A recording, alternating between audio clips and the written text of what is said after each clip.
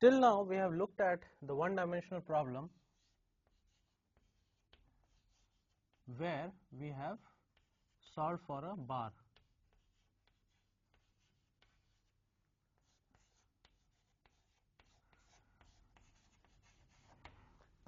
So our bar was essentially a member,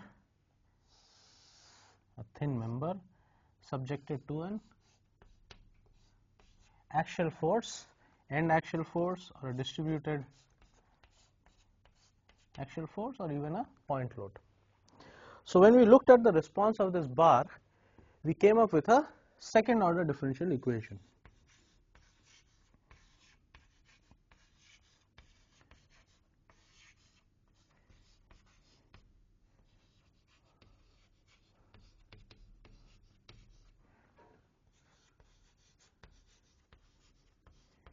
And we have done a detailed analysis of this problem, and we have gone through the various steps of creating the weak formulation or the variational formulation which was used to design the finite element method. We discussed in detail how to construct the basis functions for this approximation. Now let us change the problem a little bit.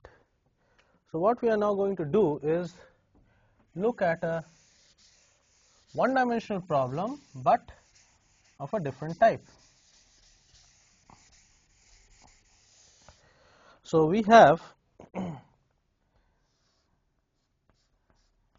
let us say a support like this, and here is our member again with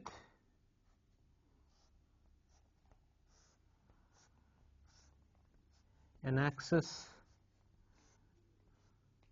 of symmetry. This you will see what we mean by this and this member is subjected to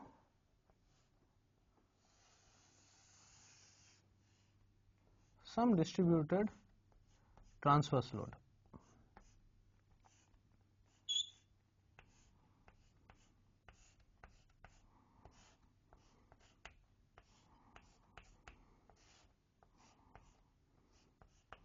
This load has intensity q of x, where this is my x direction and this is my y direction.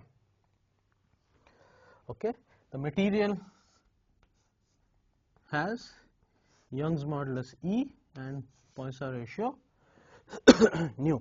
Now the cross section of this member we are going to take as a symmetric section. So the cross section, if I take this and I look at it, I will have something.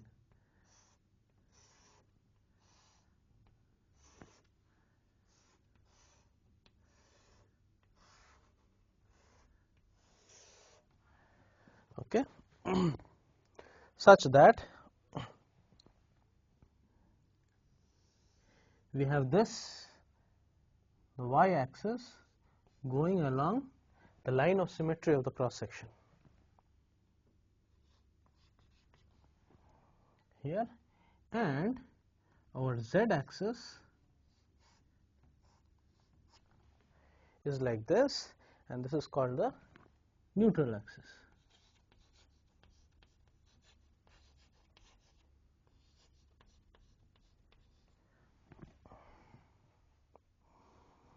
Okay. This we all know is a beam.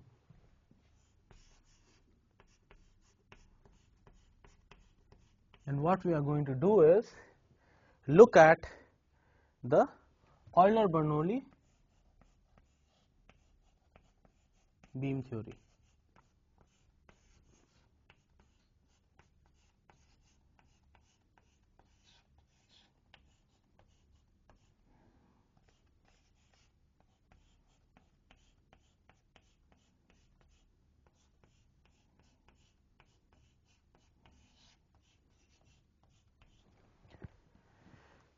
I assume that the Euler-Bernoulli beam theory is known to everybody, according to which I will have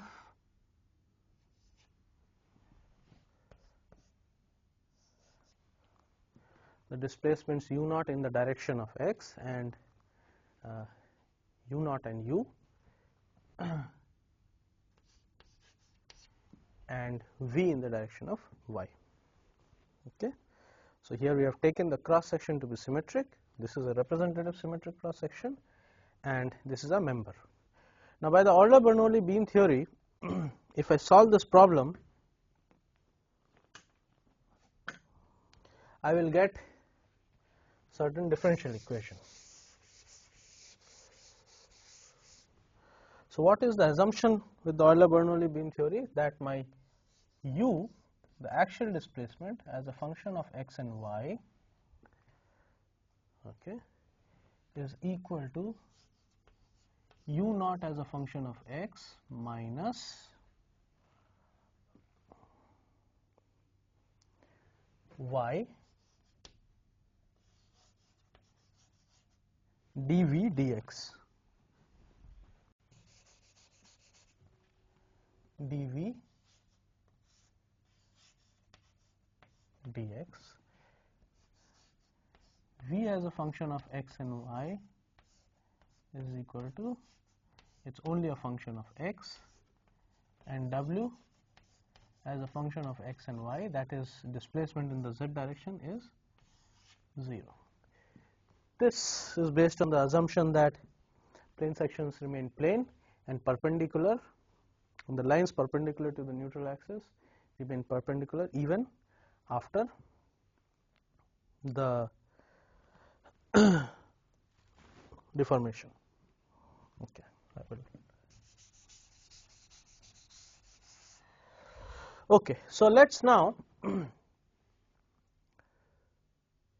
look at the equation of motion or the static equilibrium equation corresponding to this problem.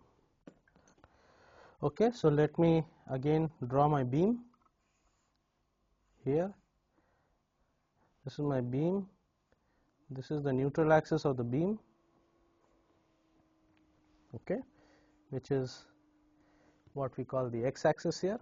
Essentially the neutral axis is the one which remains unchanged in length, so which does not deform, while everything above and below deforms.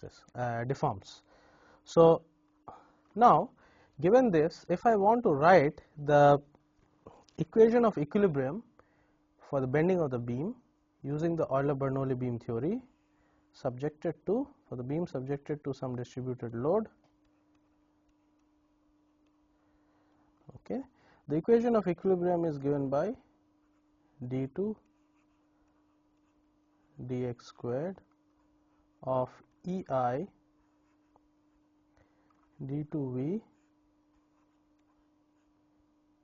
dx squared is equal to q of x for x lying from 0 to L.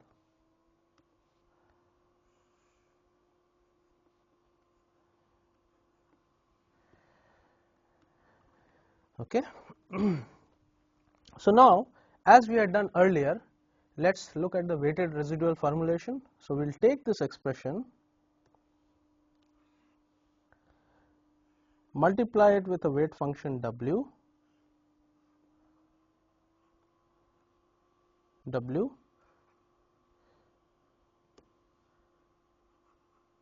and integrate it from 0 to L. This is what we had done earlier. So let's do the same thing here. So I will have d2 dx squared ei d2v dx squared into w dx. This is equal to integral x is equal to 0 to L q w dx. Okay. So this is the first step that we do. Next, what we had done earlier, we'll extrapolate those steps here also. So if you see now that here, as far as w is concerned, we have the zeroth order derivative of w, that is w is sitting by itself, and as far as v is concerned, I have the fourth derivative of v. So what we had done earlier, we had said that we want to weaken the requirement of smoothness on v, because here if I take it as such, the fourth derivative of v has to be defined. So we would like to weaken that requirement and transfer derivatives from v to w. So how do we do that? So we do that by integration by parts. Let's do it once. So if I do integration by parts once, I will get d dx of ei d2v dx squared into w evaluated from at x equal to 0 and at x equal to L minus integral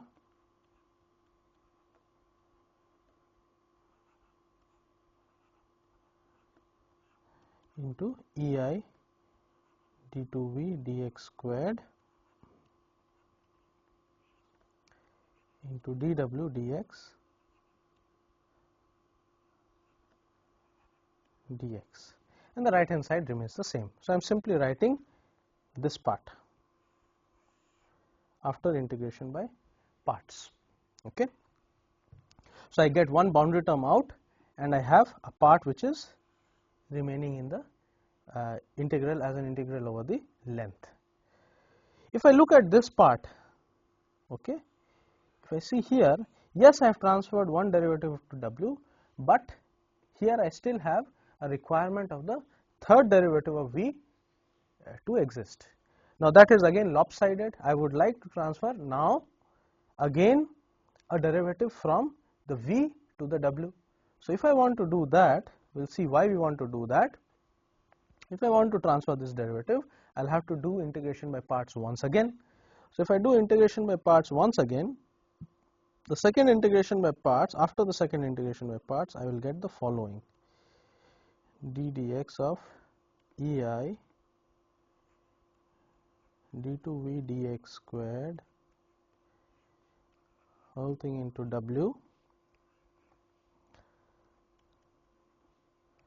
to L minus integral of ei d2v dx squared into dw dx whole thing evaluated from 0 to L plus integral over 0 to L ei d2v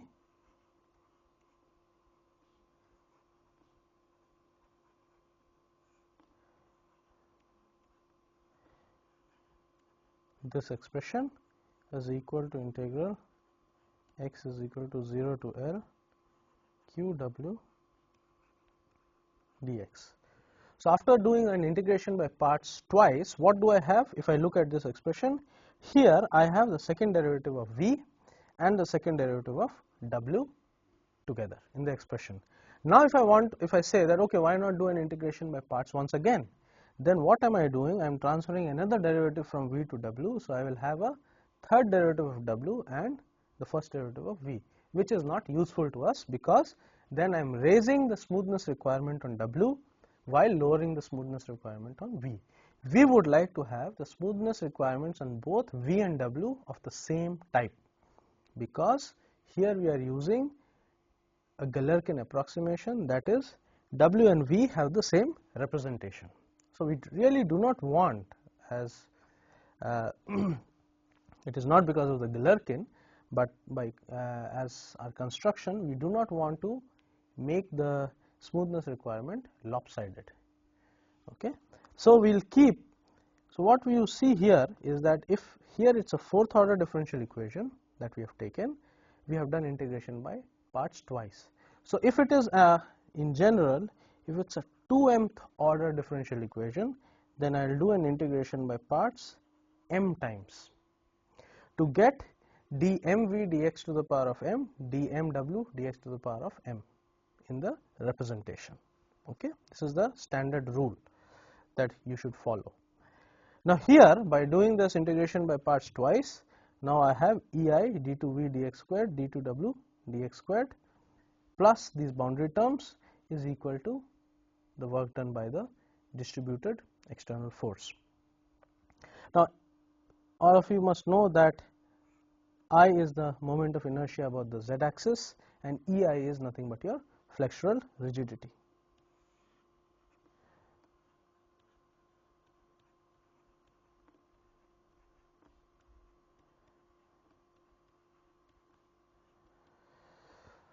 Okay. So our weak formulation essentially is given by integral of ei, this part,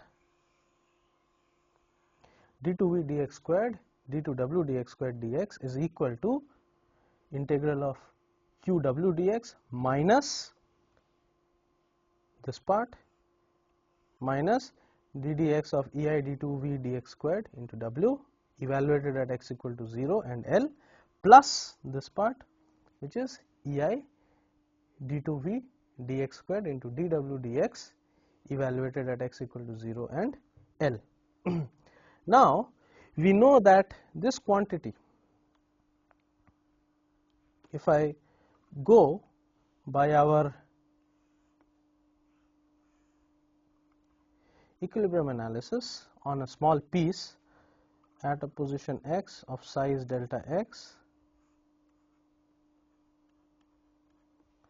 So what do we know we have?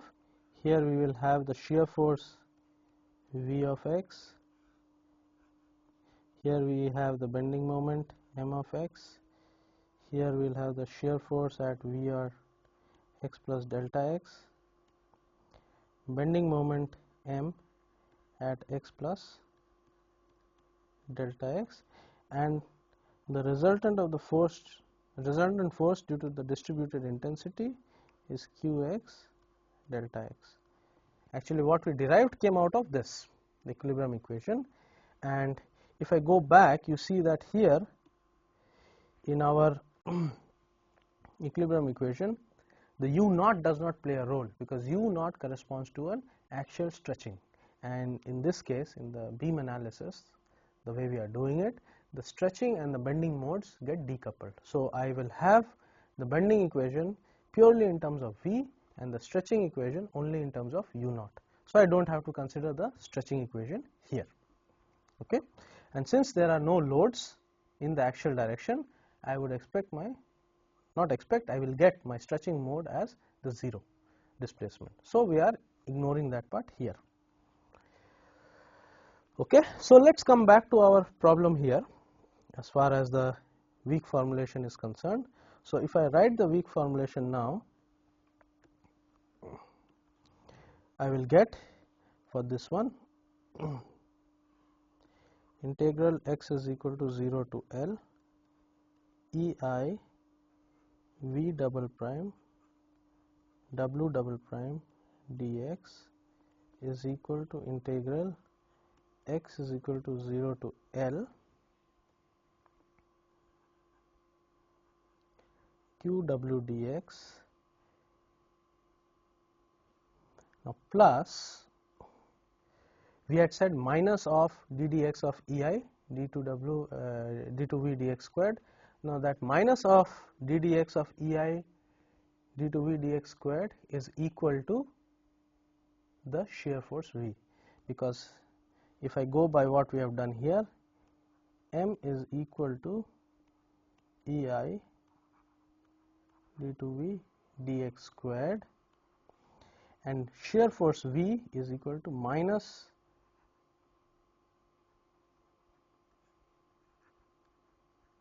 dm dx, okay, minus ddx of ei d2v dx squared. So what we will have here, the upshot is V into W evaluated at the point x equal to 0 and x equal to L plus M into dw dx evaluated at the point x equal to 0 and at the point x equal to L. So essentially we are saying VW evaluated at L minus VW evaluated at 0 plus m dW dx evaluated at L minus m dW dx evaluated at 0. So this whole thing is now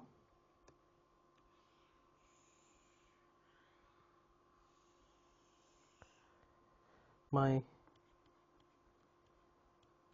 weak formulation.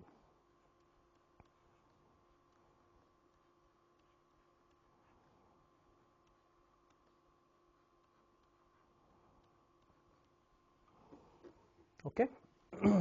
So once I have my weak formulation, you see that certain nice things are coming out of the weak formulation. What are the boundary conditions that are possible at the two ends of the member? That is, if I am talking of this end x equal to 0 and the end x equal to L. So we can have, if you see that, let us take the end x equal to L, we can have either the shear force specified here, okay, that is I am telling you what is the size of the force that I am applying at this end, or I have the displacement given, okay. So we have the shear force at the end or the V given, okay, and either I have the bending moment or I have the slope. dV dx is nothing but the slope, dV dx, or the what we call as a rotation. These two things are given, which comes out, if you see from your variational formulation, you have either the force at the end, either the force is given or V is given, which means that W is constrained to be 0 there, just like we did in the earlier case. So at the end where V is given, then W is allowed to be anything, but if V, the small v is given, then W has to be constrained to be 0. Similarly, along with this, I have to give a boundary condition on the moment, end moment. So either I specify what is the end moment m, in which case dW dx is allowed to be free, to be anything, or I say what is the rotation here, that is what is dV dx here, in which case dW dx is forced to be 0.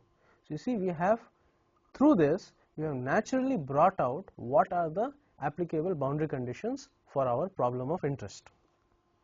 Okay. So now you can tell me what are these boundary conditions. So I have boundary conditions at each end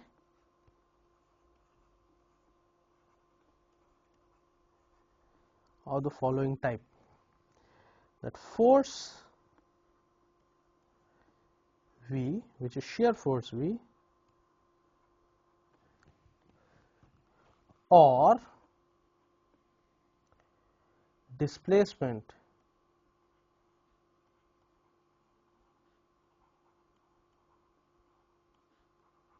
V, which means, which is equivalent to saying that i.e. W is equal to 0 is given, okay, and at each end now I have to specify two boundary conditions, and moment, the bending moment m or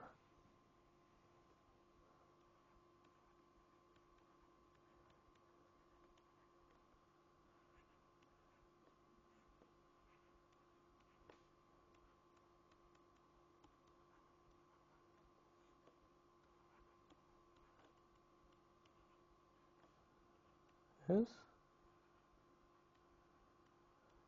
given. So we have here our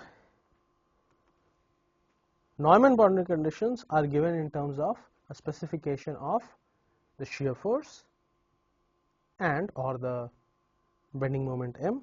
So these are our so-called Neumann conditions, and the corresponding Dirichlet conditions or the displacement conditions are the specification of either the end displacement v or and the end rotation dv dx. So this is Dirichlet.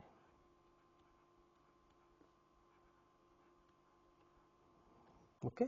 No other types of boundary conditions are possible for this beam model. Okay.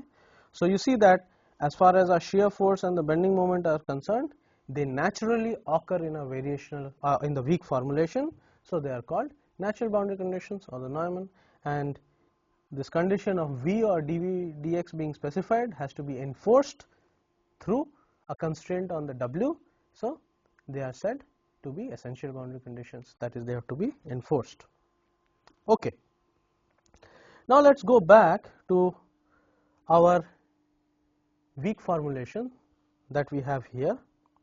You see, as far as our terms are concerned, here we want our second derivative of V and second derivative of W to be defined for this integral to be finite. If the second derivative of V and second derivative of W are not defined, then this integral will become infinite, will not be defined. So we need V double prime and W double prime to be defined.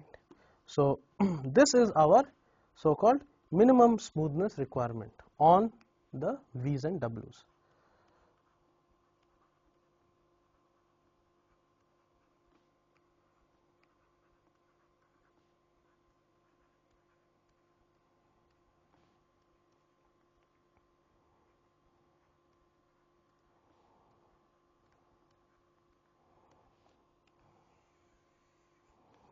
That d2v dx squared and d2w dx squared are defined.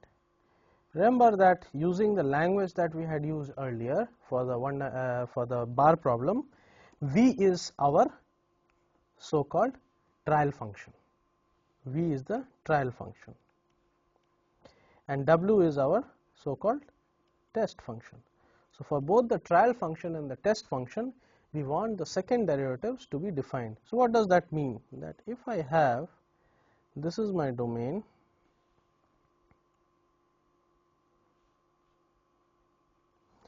I can have a situation like this, that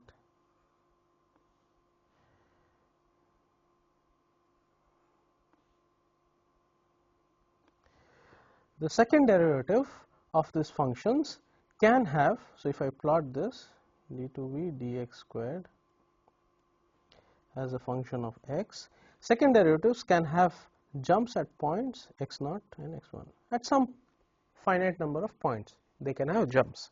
That is, the d2v dx squared and d2w dx squared by construction, as far as the minimum smoothness requirement is concerned, can be allowed to have jumps. So if these two things will have jumps, the second derivative will have jump, it implies that the first derivative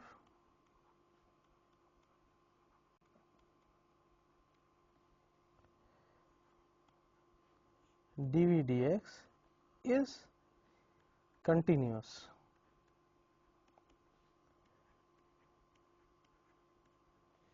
That is, at these points the first derivative will be continuous, but there will be a change in slope of the first derivative, which is essentially the jump in the second derivative.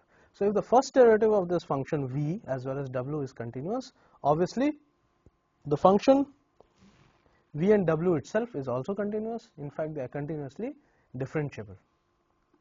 Okay. So we need to construct, as far as minimum smoothness requirement is concerned, v and w to have continuous first derivatives.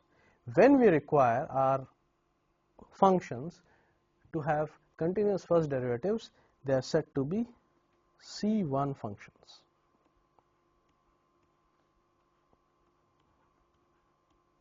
Now if you remember, why did we need this minimum smoothness requirement? To construct our basis functions for our approximation. So as far as the approximation, yet we have not done any approximation, we have simply written the weak formulation.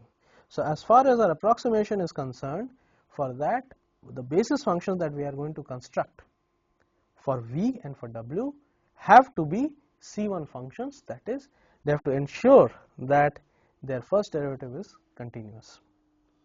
Okay.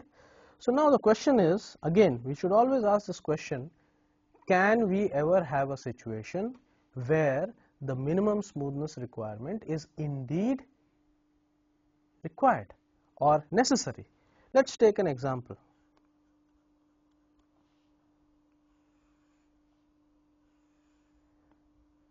Because you see that our construction of the basis functions is being done with respect to the minimum smoothness requirement. Now, if I am interested in solving a problems for the set of problems for which this minimum smoothness requirement is never reached, then why do I have to construct basis functions like this?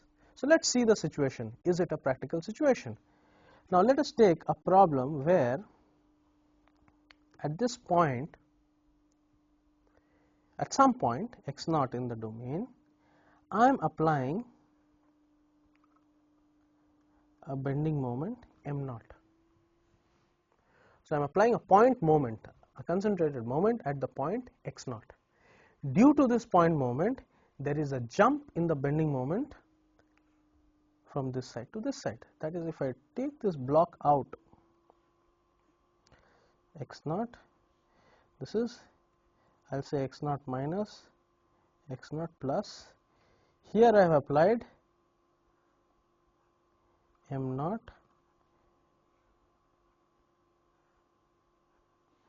this is m at x naught minus, this is m at x naught plus. Okay, and I am shrinking the size of this piece such that essentially I am at x naught. So then I will have m at x naught plus minus m at x naught minus plus m0 is equal to 0. That is, as I shrink the size of this piece to 0, I get that m at x naught minus minus m at x naught plus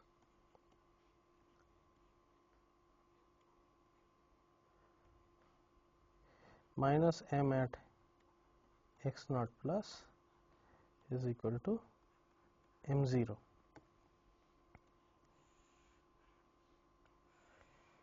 Now with this condition, I have a jump in the bending moment at the point x naught. The jump in the bending moment means what? That EI, let us say that the bar has uniform cross section, to be on the safe side, to be simple minded, and the Young's modulus is also the same. So we will have EI d2v dx squared evaluated from the x naught minus, that is from this side of x naught, minus d2v dx squared at x naught plus is equal to m naught. So what am I getting? Because EI at this point x naught is the same for both sides. Okay, so I will get that d2v dx squared at x naught minus minus d2v dx squared at x naught plus is equal to m naught by EI, which tells me that there is a jump in the second derivative at this point. So you see that such solutions for which the second derivative has a jump are indeed feasible, very, very feasible, because we do have such problems where we will have the concentrated moments applied at points. Okay, I could have a concentrated shear force applied at a point. In that case, what will I have? The jump in the third derivative is given by the shear force, but that is a smaller constraint, that is a more forgiving constraint, that is the third derivative has a jump. But the minimum smoothness requirement is indeed reached when I have a bending moment applied at a point. Okay, so this is highly feasible. So from our approximation point of view, we are going to construct basis functions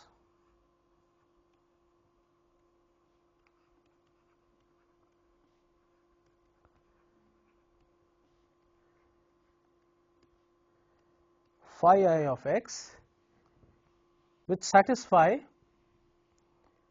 the C1 continuity requirement. Okay.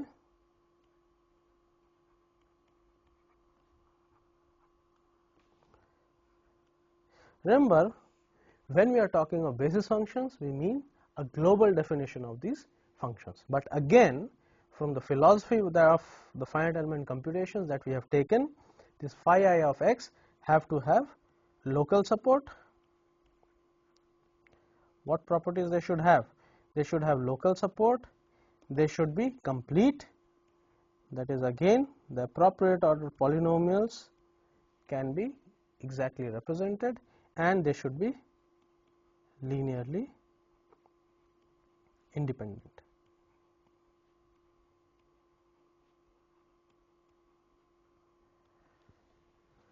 So, if my basis functions by construction satisfy these properties, then we are in good shape. Okay. So, let us now go and construct the basis functions. So, if I have this, then obviously I will say the V finite element, that is the representation of the solution, will be equal to sum of I equal to 1 to some n, okay, alpha I phi I of x, okay, such that my V finite element has continuous values and first derivatives at each point in the domain. So, how are we going to construct these basis functions? To construct these basis functions, let us first take a partition of the mesh into some elements. Let us say that we have made 3 uniform elements. Okay. Now, if I look at a particular element, okay, let us say this element, for this I would like, if this is my VFE here, I would like the VFE to have continuous values of the function and the derivative at these endpoints, because that is where it is transitioning from one element to the other. So, what do I would like, what would I like to have continuous? So, here if at this point if I say I give V and dV dx, and at this point I give you V and dV dx, which are unique at these points. Similarly, I do here and I do here, and then I say that okay, I would like to construct functions such that they take these values and give me the function VFE. So, how am I going to construct those functions? So, given if you look at this element, so let us take the generic element ik. So, here this is my point x1 of k, this is my point x2 of k. So, what am I saying? I am saying that here the V1 of k is given, and I will say dV1 of k dx is given. This I will call as theta 1 of k, and similarly here V2 of k and theta 2 of k are given. So, given these 4 values, what is the minimum order polynomial that we can fit? So, okay, so given these values V1 of k, theta 1 of k at the point x1 of k, V2 of k, theta 2 of k, we ask the question, what is the minimum order polynomial which can interpolate these values in this element? Now, there are 4 values given. The minimum order polynomial which will fit these 4 values is a cubic.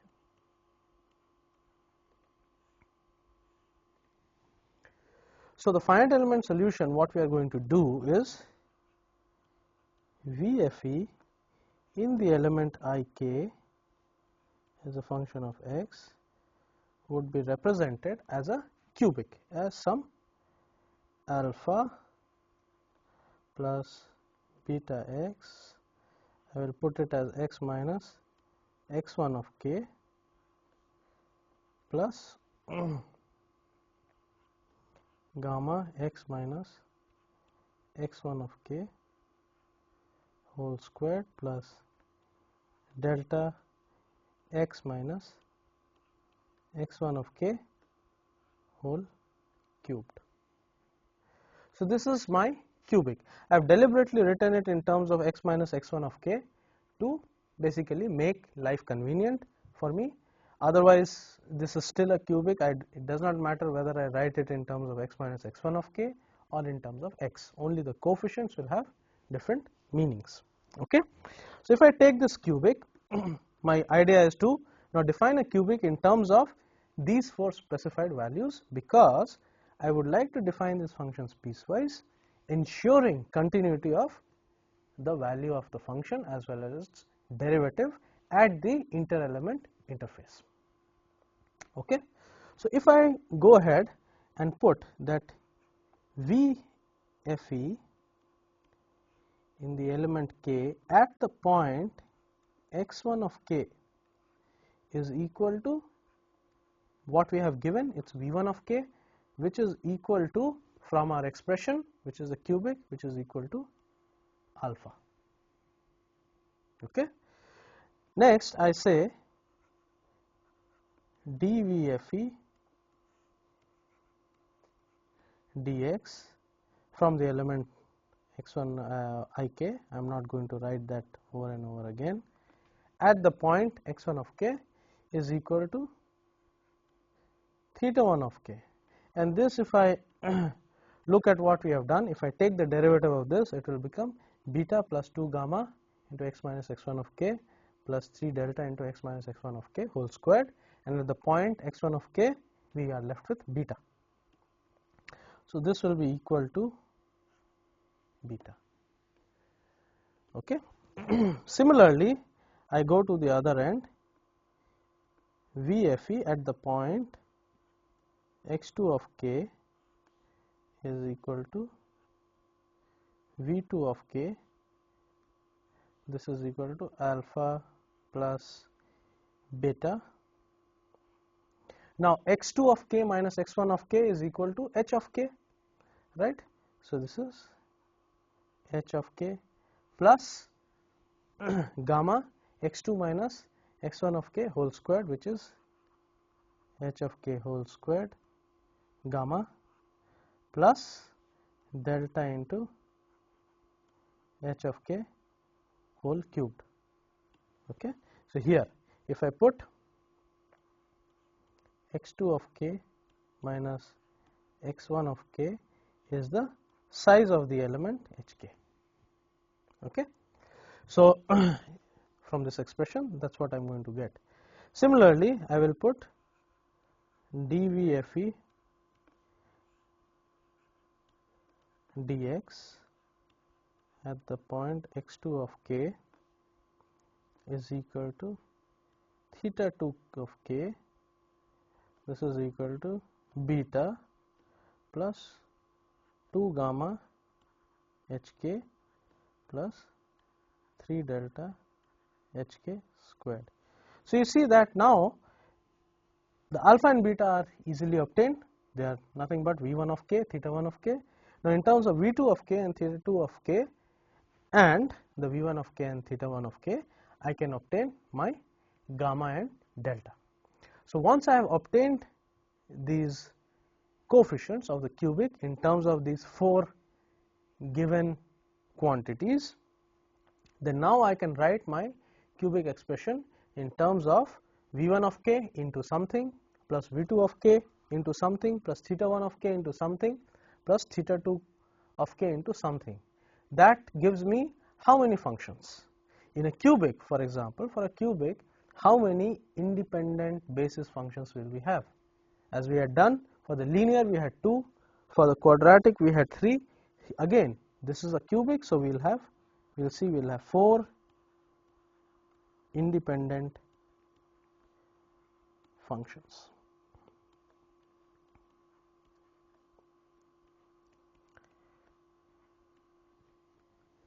Okay, these we will define in detail in future. But it is quite easy to now do the algebra here and derive these functions. What will we have? If I write it, VFE in the element ik is equal to V1 of k, and I'll call this function as N1 of k as a function of x plus theta 1 of k is the function N2 of k plus the function V2 of k into plus theta 2 of element k into N4 of k x. Okay. So these four are going to be our independent functions. Now once I have defined these functions, where have I defined them? I have defined them in the elements. So these functions Nik for I equal to 1 to 4 are our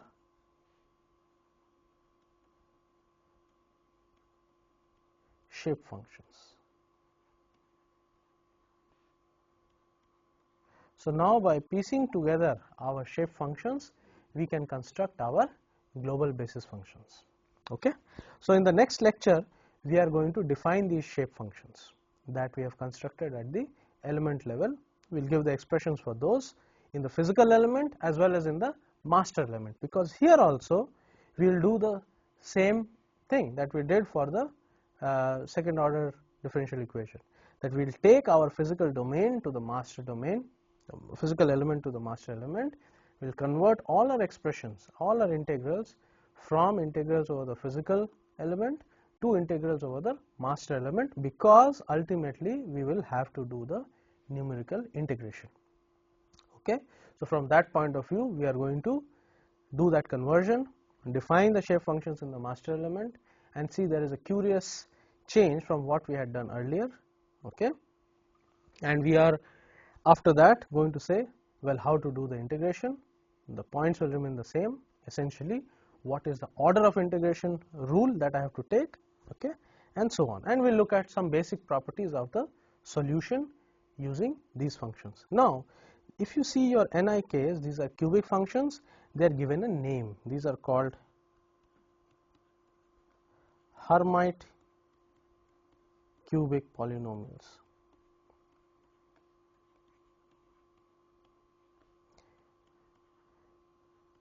And remember, they are very different from the cubic Lagrangian polynomials that we had defined in the element as our element shape functions for cubic approximation for the second order differential equation. This we have to keep in mind. We will look at these things in the next class in detail, look at pictures of these, and then we will go from there. Thank you.